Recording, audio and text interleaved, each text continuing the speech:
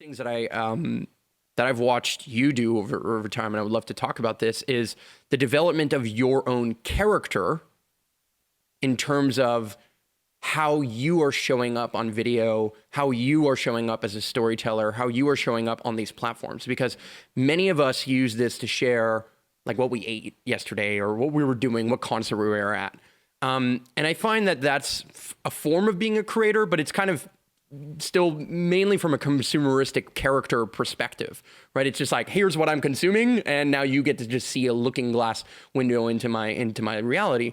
Whereas when you're a real creator, and I said real creator, but when you're a creator, you are thinking about like, what is somebody watching this really experiencing and feeling, and what value am I providing for them, and how am I enhancing their life or their experience right now? And I know you're deeply thinking about that. Yeah, I mean, it all goes back to like, this is a tool, and like it's impossible. You can use it as a scrapbook, and a lot of people do. Like they don't need this platform necessarily to build their business. I mean, it can definitely help in a lot of ways. Sure. There's a lot of people that can be completely fine with just uploading what they want to upload. It's up to the cloud. They're able to share. They're able to keep in touch with their family, and that's perfectly fine. Totally. But if you're a creator and somebody who wants to share their art, wants to grow their business, this is like this is the prime platform and ground to do such.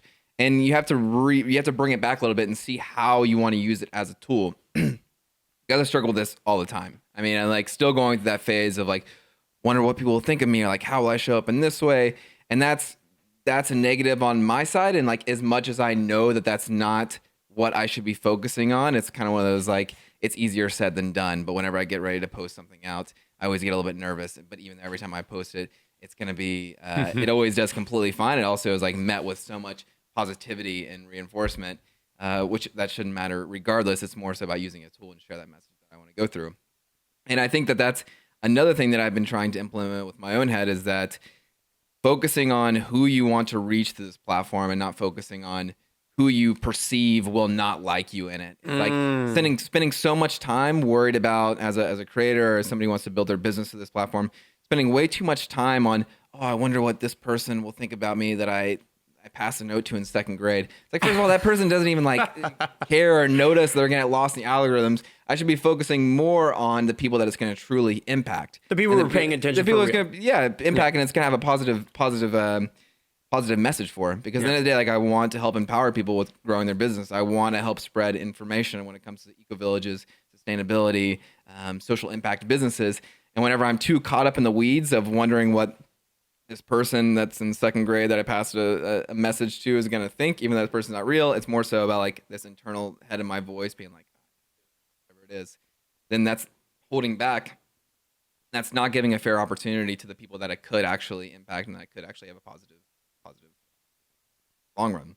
So changing that perception, using it as a tool, and then just showing up and start creating and not overthinking it too much, but having a clear strategy, having a clear ethos to share your message from, and what you want to use it from. Do you want to grow your photography through it? Do you want to like spread your message when it comes to your social media business, or whatever it may be?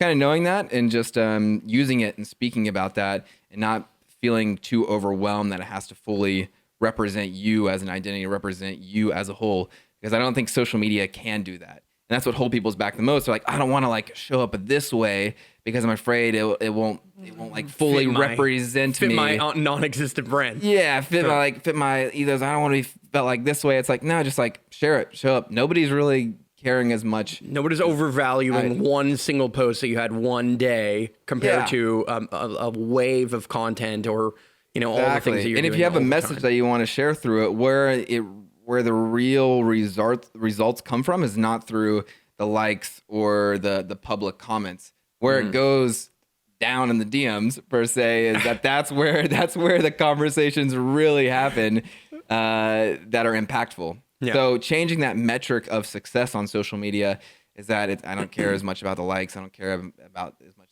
the comments. It's like, is this post going to spark a conversation that's going to have a true impact on somebody at the end of the day?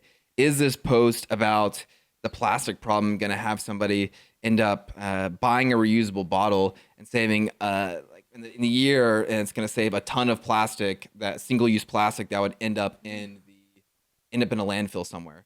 So what are those metrics to success for you? Is it looking good? Is it an ego thing? Or is it more so of like an impact aspect of it? And that's just like the conversation that I have with myself daily, and that I try to implement with other people, because I teach that so much, and I speak about that so much because it's the reflection that I truly need to see. It's your internal journey. Exactly. The best thing that you can speak about is the thing that you yourself are going through maybe 2 steps ago, right? And that, like, from my perspective, you have definitely quieted a large portion of your mind when it comes to those things. Even when it comes to, it's one thing to do like pre-recorded stuff, but now another thing to be is like live, right? Because in pre-recorded, you can edit it. And I think a lot of people film like 17 versions of the same video, or they'll take like 24 selfies and maybe they post one, or maybe they're happy with themselves in one. And I understand like, okay, I understand getting the shot. Like I totally get why somebody takes multiple pictures to try and nail the right light or the right angle or the right piece.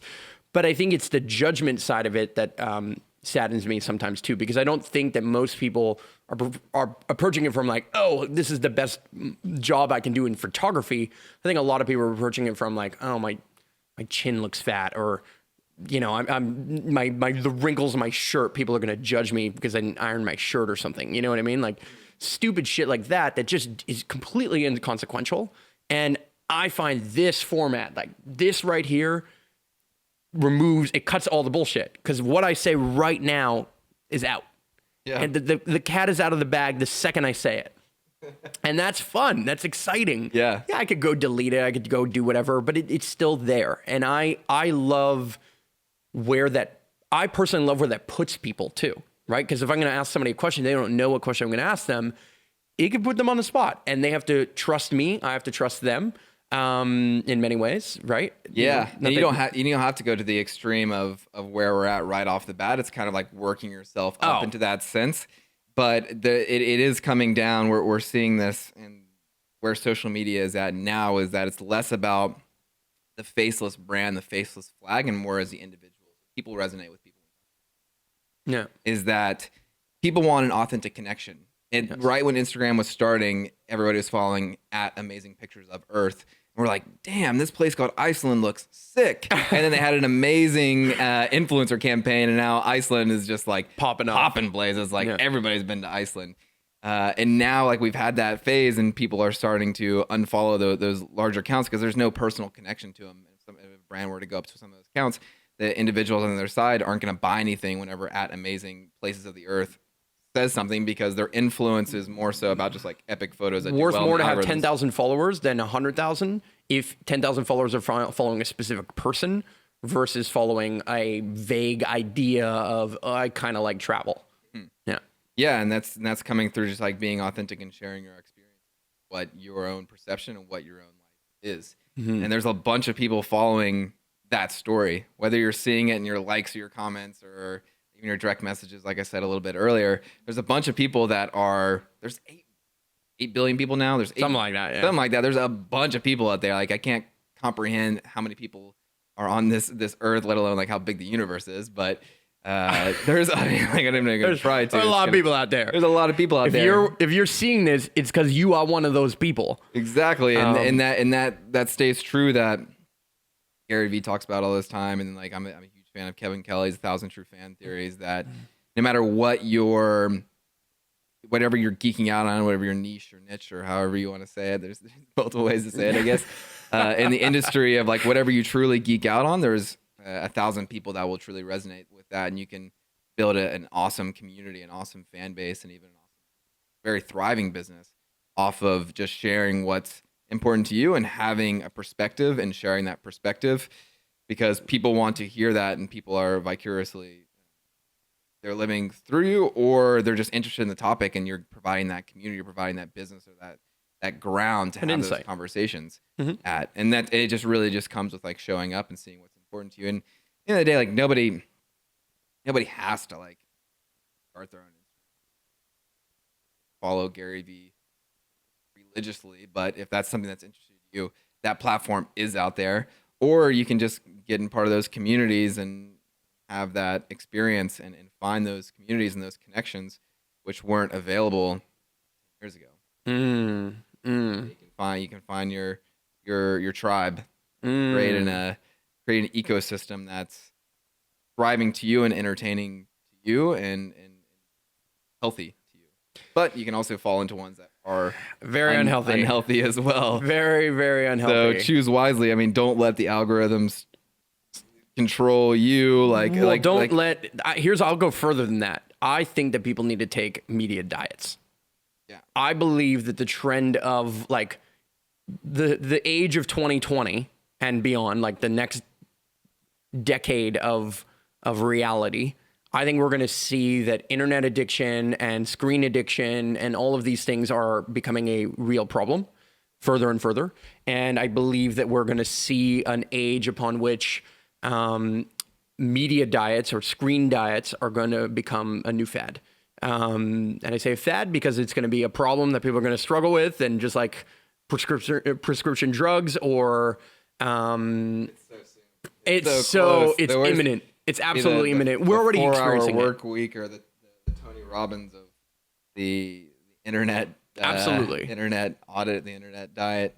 The internet diet is like, it's going to be like, it's going to be as big. Diet. Exactly. It's going to be as big as the Atkins diet, if not more. I'm surprised it's not already. I mean, it's like coming out, I'm seeing a bunch of people post more about it. Like, oh, I'm taking a break from it. And I think we're in denial. My VA of it. Oh, dude, addiction is so real in our society. I think we're in total denial. Yeah. I don't think that we recognize how addicted we are to the tools that we use. You know, I started setting up these limits on all my apps where if I've been on the app for an hour and 15 minutes, like straight without changing apps, it gives me a notification. The only app I ever do that in is YouTube. And that's because I watch like 20-minute videos and then I watch a couple of them in sequence or whatever it is. But the reality of that and how that plays into my life is there are deep rabbit holes that you fall down because these tools are designed to make us addicts. They are literally designed to keep us in the app because that's how they make more money. And that's great in some ways. Like, I think it's really great to be focused in certain moments, but when you're like 2 hours deep into fail videos and you're like, okay, wait a second. Like, what is going on here? I might need to step away. I don't know that people are seeing time pass by in the same way. Like, we are disconnecting from what that looks like. And many apps, just like casinos, you can't see the time. You can see what time it is. Or like, shit, it's 2 a.m. and I've been watching for 3 hours and I didn't really realize. So that is going to become, a media diet in general is going to become important. I also think a media diet from the perspective of like not paying attention to the news, for me specifically, is very healthy. Because when I watch like the latest thing that some politician said, or when I watch like what's going on with the world or the markets, I get a serious anxiety. There's no like blueprint to life in general. And then you got to throw this in the mix. There's no like clear audit where it's so new and it's evolving so fast. Mm-hmm. Like, who is going to be the one, like, specifically when it comes to like it has to be like a personal choice, because whenever it comes to like even civics or government level, like it moves so slow that it's just going to outpace it. Like, conversation about this on like a nationwide level is going to come years down the road. Totally. But there's going to start seeing those sparks in the conversation of people leading the pack of what a healthy diet of that, and how to like really cater to what is healthy and what is beneficial. Mm-hmm. There's a bunch of kids that have like iPads and they're like, I'm not saying that's right or that's wrong. I don't know. Like, it's like, I think it's gonna have consequence. Yeah, I mean, I definitely wouldn't. It'll have an impact. Yeah.